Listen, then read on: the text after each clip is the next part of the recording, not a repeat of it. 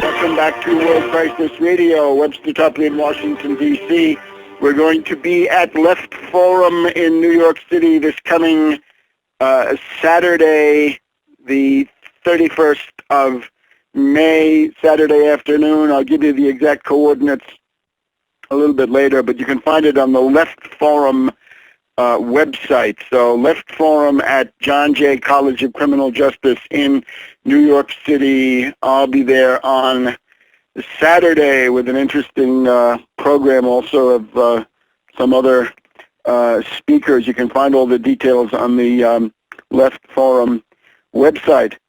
All right, so the Ukrainian election coming up. Now, it's a couple of interesting revelations here concerning FEMEN, right? We have NATO's killer skanks, FEMEN. And remember, this is a division of labor, right? You can see this comes from the same sort of Tavistokian laboratory of psychosexual provocation, right? This is going on a lot in various ways. FEMEN are specialized in Ukraine primarily, but also in Belarus, and they actually started to some degree in Belarus. And we have on the various sources here, and you can see this also with you can look at it on my my Twitter feed. We have the names of the controllers, right? That the FEMEN is the creation of this misogynist scoundrel who talks about them as being weaklings and they're incapable of making strategy and so forth. He denigrates them in the extreme, and this is supposed to be a feminist group. Viktor Sviatski, S-V-Y-A-T-S-K-I. That's the honcho.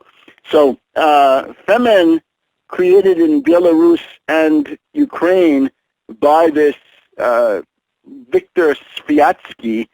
Look at it. You can find the exact spelling there on my Twitter, Webster G. Tarpley.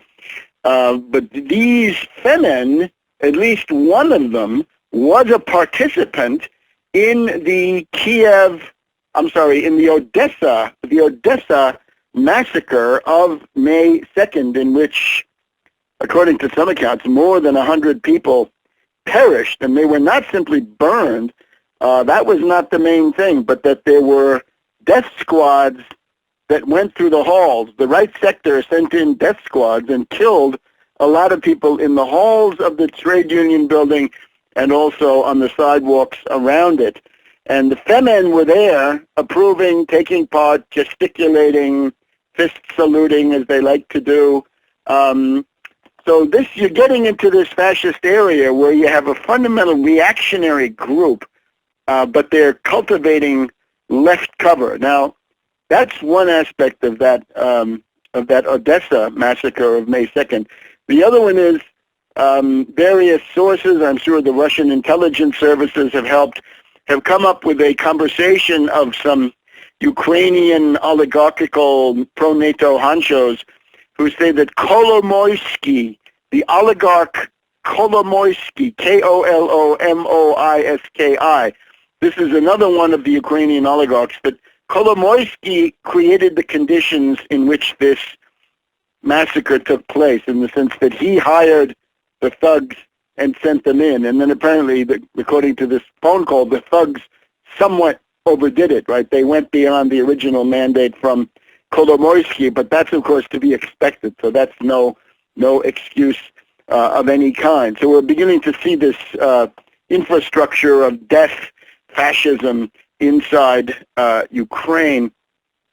Now, the interesting sign here on the U.S. view of these matters, we have David Ignatius, the well-connected speaking tube of the State Department and the CIA, well introduced on National Public Radio was on there this morning. Washington Post, Wednesday, May 21st. The Finland model. Now, this is interesting. Essentially, what he's arguing for is Finlandization. Once again, Finlandization. The Russian leader Putin may be ready to accept a neutral country between East and West, where Russia's historical interests are recognized. During the Cold War, such an outcome was known as Finlandization. And you remember I wrote this about 6-7 weeks ago.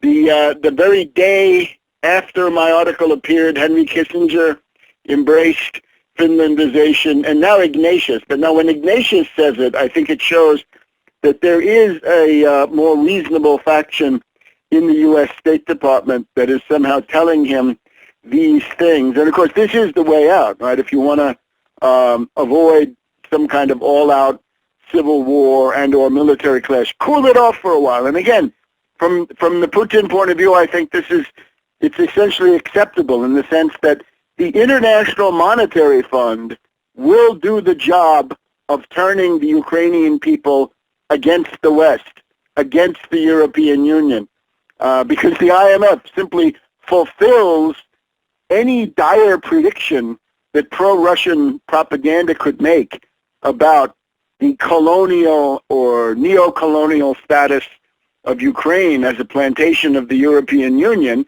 That's going to come true under the brutal, genocidal austerity dictatorship. It's also the case.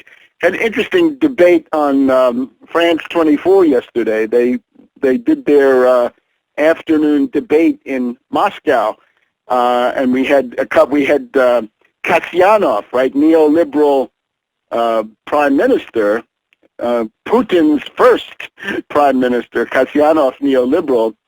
That was from, 2000 to 2004 or thereabouts. And they also had our friend Markov from the Institute for Political Studies. But the question here was, who in the Ukraine junta is fascist? Well, Svoboda is fascist, and right sector is fascist. But then you've got to think about what fascism means today. And if you're a neoliberal technocrat, like Yatsenyuk, you're a fascist also, because if you're proposing to double the price of gas, to destroy the social safety net, to destroy social subsidies and all the rest, according to the IMF shock therapy, and to sell off the black earth, and to give away the gas distribution network, and to give away the coal and steel from Krivoy Rog to Donetsk, Donbass, then that's fascism also. That's a more modern IMF fascism. And is it genocide? Is the attack in Odessa genocidal? Well, you can argue that. But that IMF austerity program is genocidal for sure. For sure. Hundreds of thousands to millions of deaths. Guaranteed. Back in a minute.